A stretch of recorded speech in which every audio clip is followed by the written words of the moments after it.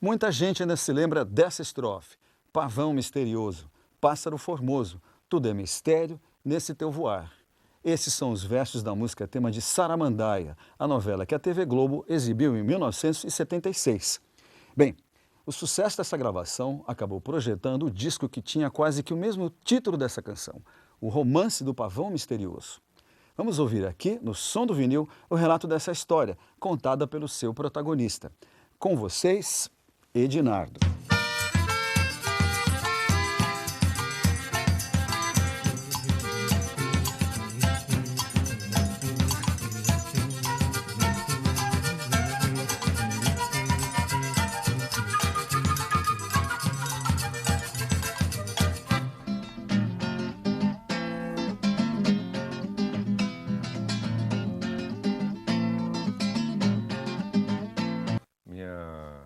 Primeira atividade sempre foi música, isso desde criança, né? Lógico que depois, quando você vai galgando, assim, os tempos de infância, juventude, sabe, adolescência e juventude, né? Aí vem aquela pressão, você precisa ter um emprego, né? Para viver, para se garantir. E músico não é. E músico não é naquele trabalho. tempo não era emprego nem Músico trabalho, né? músico, como até hoje em dia é exatamente. meio Ainda hoje é esquisito, assim, né? Essa coisa aí. E eu fiz um concurso para a Petrobras e passei e comecei a trabalhar numa fábrica de asfalto, a Lubinor, lá em Fortaleza, como operário mesmo, sabe? Ao mesmo tempo que passei na engenharia química, na Universidade Federal do Ceará, e comecei a cursar esse curso. E eu ficava assim, pô, cara, eu vou ser engenheiro, vou ser químico, vou trabalhar numa fábrica de asfalto, que era um emprego super garantido e muito bacana, né? Assim, garantias eternas, né, cara? Aquela coisa toda, sabe? Nesse tempo, a fábrica de asfalto era administrada por militares, né? E eles não admitiam que nenhum empregado da Petrobras fosse um músico, um cantor, um compositor. Era uma maneira deles cercearem isso daí e fazerem uma pressão ou para eu parar de fazer música e não cantar mais. Eu falei assim, porra, cara, então pronto, eu peço, eu me despido, como se chama? Me despeço, né? Me despido Me demito. me demito. Despido é uma brincadeira dos Mas deu para cearenses, entender, mas está certo também. né? E em 71 mais ou menos, aí eu joguei tudo para cima e disse assim, cara, eu só vou ser feliz sendo músico, sendo cantor, sendo um opositor. Foi o que me levou a deixar Fortaleza e largar tudo, sabe, emprego, faculdade, essa coisa toda, e vir para o eixo sudeste para cumprir toda uma escadaria de coisas até chegar ao momento que eu tive a oportunidade e o prazer de ver as minhas primeiras músicas sendo aceitas por um público muito grande. E no meio de tudo, num lugar ainda mudo, concreto, ferro, sul e seco, por dentro desse velho mundo. E Edinardo, esse grupo de artistas, de compositores, acabou ganhando o nome de Pessoal do Ceará. Como é que surgiu? Charles, foi em São Paulo, quando nós começamos a fazer esse circuito universitário, numa das apresentações, eu, Belchior, o Rod, a Tete, Pequim, inclusive tinha pessoas que não eram nascidas no Ceará, como o Maranhão, né? Muita gente, né? Edinardo, Pavão Misterioso, Fagner, tem o Piauí também no meio, para enxertar o Ceará, Torquato Neto. Sim.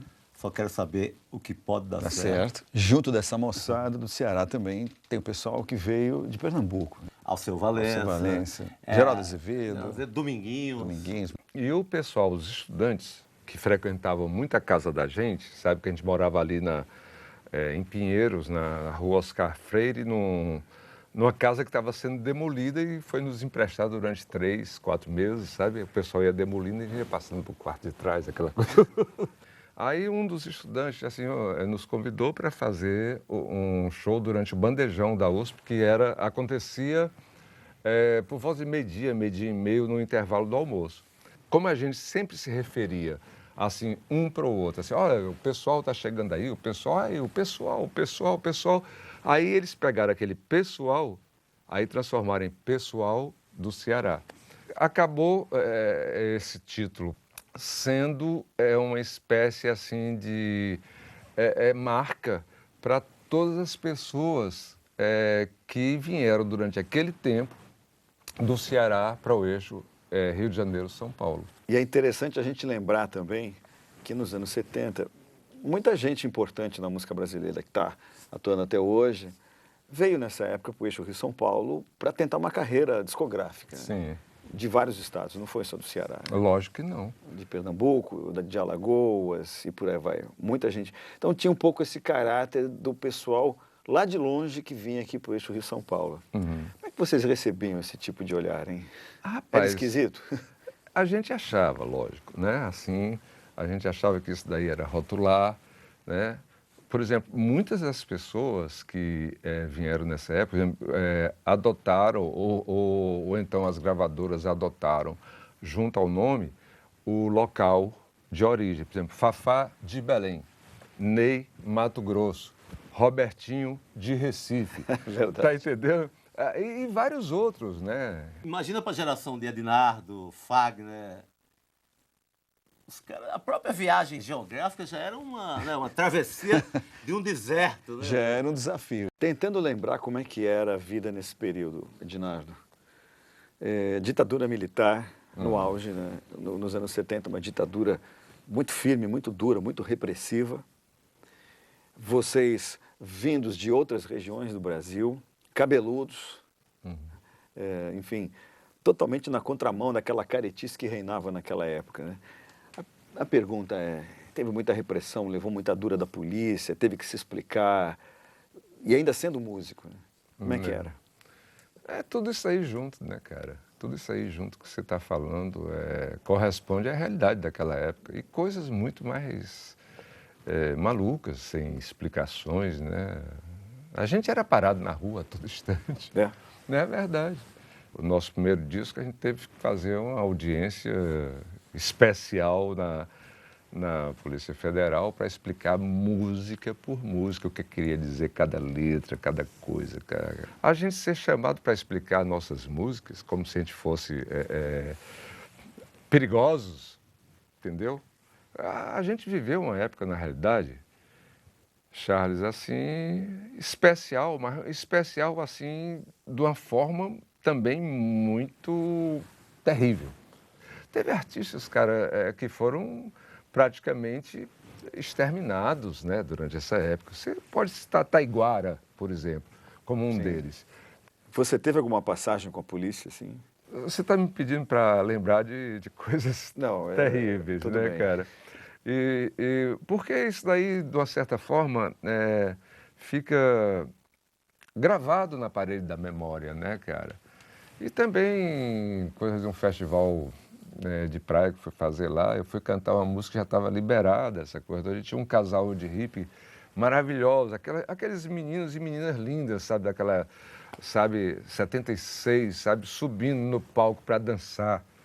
E quando eu vi, a polícia foi lá em cima, tiraram os meninos e as meninas de cima do palco abaixo de porradas, né? E eu reclamei na hora, parei o show, né? Que é isso, porra? A gente veio aqui para cantar, ser feliz. Mas na época que era impossível ser feliz, né? Aí chegou um daqueles hippies de Araque na época, né? O cara com cabelo, eu acho que não era nem cabelo, era peruca, né? Com chapéu assim, cheio de colares, não sei o quê. Aí disse assim, olha, o delegado está querendo um autógrafo seu. Aí eu falei assim, vai te lascar, cara. Quero nem saber de autógrafo para delegado. Aí ele assim, você não está entendendo. Aí puxou a carteirinha assim no bolso, assim, o senhor está preso, Polícia Federal, por incitar a massa contra o regime vigente. Ave Maria, bicho. Para mim foi um susto. Durou pouco tempo, durou uma noite todinha, mas foi terrível. Porque me botaram numa roda de policial lá e porrada para um lado, e nas canelas, né, bicho? Aí o cara dizia assim, dê graças a Deus você ser um artista conhecido, senão amanhã tu ia aparecer boiando aqui na praia. Chegou até aí, né? Chegou, bicho, chegou.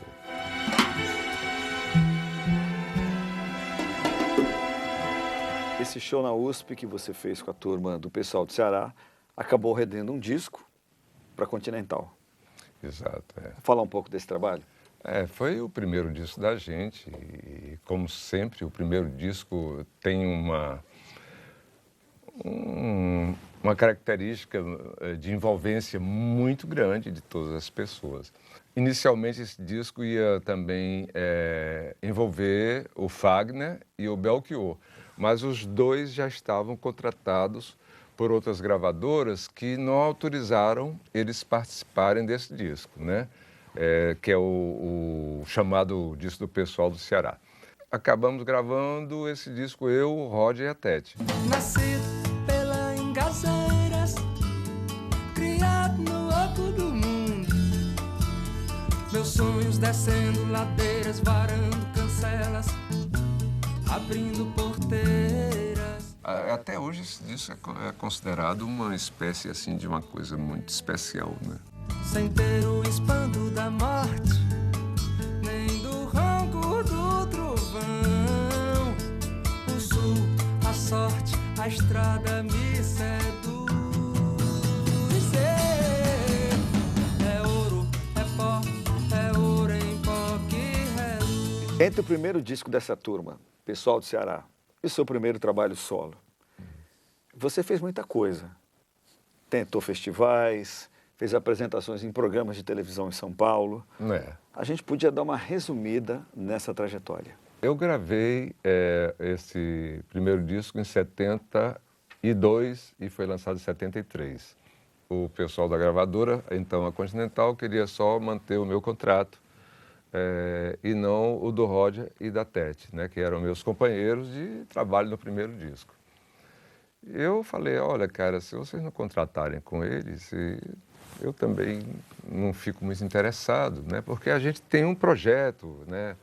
Aí os caras disseram assim, olha, tudo bem, então os três estão dispensados. Como é que você foi parar na RCA? Quem te levou para lá e como é que você assinou o Walter Silva. Ele levou você? Foi, levou a mim, o Rod e a Tete. Ele tinha um poder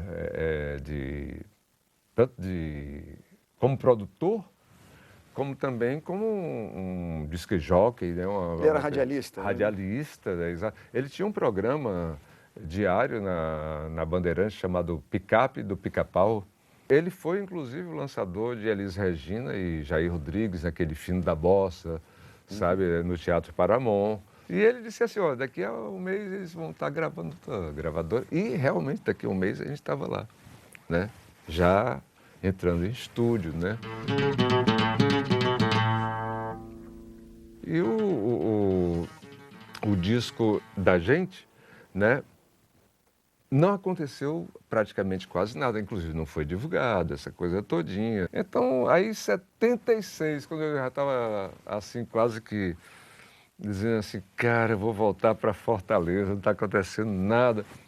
Aí vem os nossos grandes, são grandes pessoas, assim, que é um diretor de televisão, Walter Vancini, né, e um grande dramaturgo brasileiro, que é o Dias Gomes. E eles, num papo informal com o Walter Silva, né, o Walter Silva, de repente, botou ali o disco para eles escutarem, né? Ele falou, essa música que eu quero.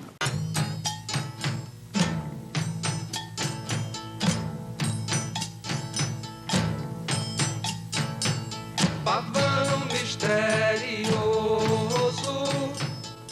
pássaro formoso, tudo é mistério nesse teu voar. Ai, se eu corresse assim, tantos céus assim, Eu fui saber da inclusão dessa música no dia que a novela estava estreando. Em Fortaleza, eu estava fazendo um show, liguei a televisão enquanto tomava um banho, aí escutei aquela música, cara, aí saí correndo nu de dentro do banheiro para ver o que era aquela coisa, aí vi a música todinha na abertura da novela. Bicho, eu quase caía para trás de tanta felicidade, né? Porque, cara, era muito difícil você colocar uma coisa dessa na TV, né?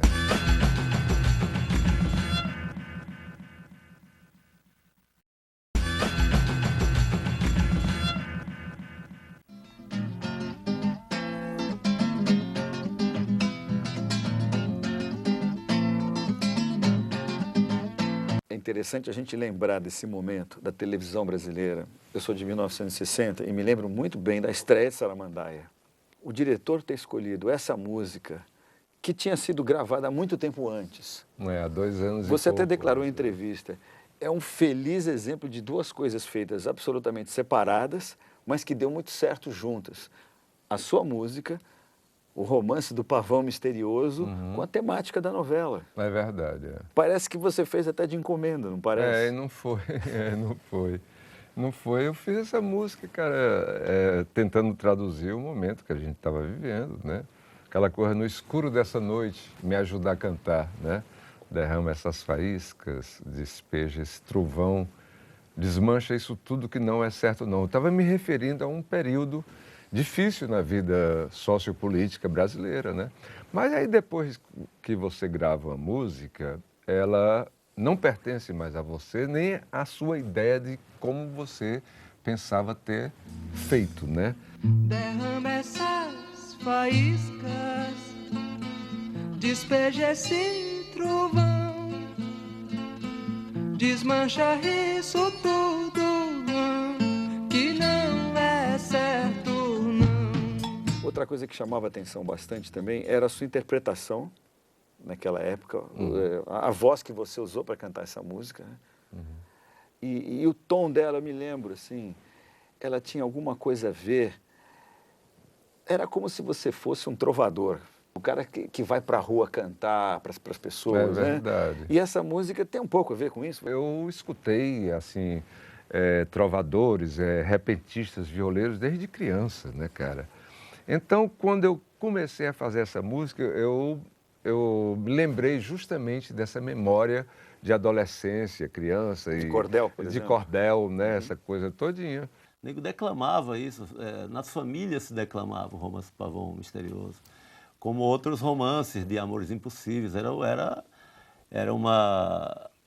a grande literatura do Nordeste, assim. Então é uma coisa de romance de formação antes da música. A música veio e completou, fechou o pote ali. Sucesso avassalador, a gravadora teve que relançar o romance do Pavão Misterioso, não teve? É verdade. Eu já estava, inclusive, tinha lançado um mês antes o disco Berro. E eu tomei um susto quando, de repente, eles brecaram o disco Berro para relançar de novo o disco do Pavão Misterioso. Foi uma coisa muito importante. Não resta dúvida que uma música, quando entra num sistema de, como é que chama, de divulgação, essa coisa todinha, ela ganha, é catapultada, né? Assim, É poderoso. É poderoso, é um muito canhão, poderoso. né?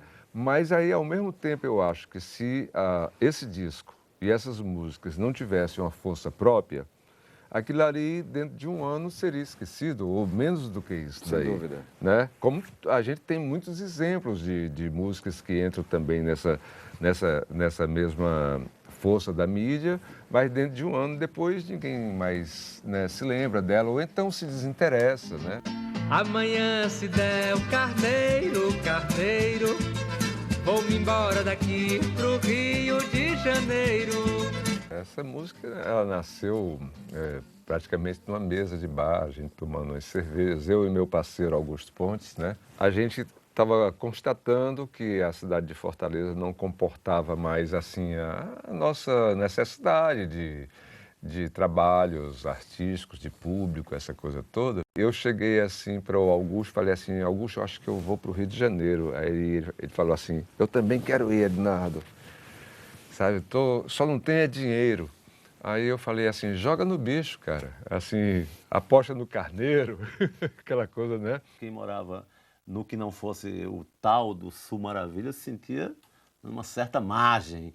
E essa música conversa, diz tudo isso, da ideia de viver na margem, de buscar o próprio sucesso, de voltar nas páginas da revista colorida para quem não acreditava nele lá. Então essa é fatal. E ele dizia assim, vou fazer isso daí, mas eu vou apostar no Pavão.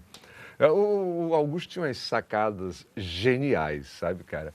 Aí no dia seguinte ele chega lá com várias folhas, né, manuscritas assim, dizendo assim, amanhã se der o carneiro, vou embora daqui para o Rio de Janeiro.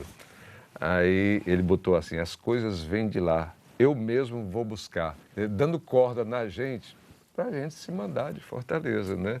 Aí eu completei, vou voltar em revistas super coloridas, para a menina meio distraída, repetir a minha voz. Aí ele assim, Ednardo, e que Deus salve todos nós. Pronto. Cara, em questão de minutos a música ficou pronta. E vou voltar em videotapes e revistas super coloridas, pra menina meio distraída repetir a minha voz. Que Deus salve todos nós. Está aqui o livro que você me trouxe de presente, Massa Feira, livro extraordinário. Você concorda que a sua geração, você, Fagner, Belchior, Zé Ramalho, Alceu Valença, Geraldo Azevedo e muitas outras pessoas que a gente poderia citar aqui, trouxeram um tempero pop, um tempero também de rock e da música do Norte e do Nordeste para MPB, para a música brasileira? A gente é filho do rock and roll também, dos Beatles, sabe? A gente tem a transação do rockabilly. O nordestino em si, ele não é uma pessoa desagregada do mundo. E quando essa geração chegou ao Rio, São Paulo, Eixo Sudeste, ela trouxe esses ensinamentos junto com essa mistura das violas, sabe? Dos desafios, dos violeiros, dos sertanejos, do romance, do cordel. E a gente juntou essa coisa tudo junto, tudo foi um amálgama, na realidade. O que vingou, digamos, dentro de toda o desconto para o que é vingar ou não vingar no mundo, Belchior, Fagner e Ednardo, né? Sim. Mas atrás deles tinha Tete, Roger, o pessoal do Ceará, que era o Augusto Pontes, um cronista, puta cronista. Então, tem uma legião por trás do disco do Ednardo que não é que não vingou aqui, é porque tinha outros afazeres. Um era escrever para jornal lá do Ceará, ficou lá, outro não sei o quê, outro ia cuidar do menino, outro ia tanger as cabras, outro ia existir. Então, essa geração do Nordeste, assim como outras gerações que também até hoje desaguam aqui nos meios de comunicações de todo o Brasil, elas trazem coisas muito importantes para falar.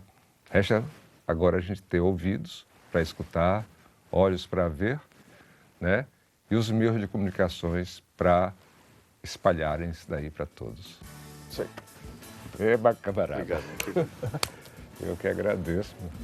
Montado no cavalo ferro, vivi em Campos Verdes, Milho Terra, em terras trópico-americanas, trópico-americanas, trópico-americanas.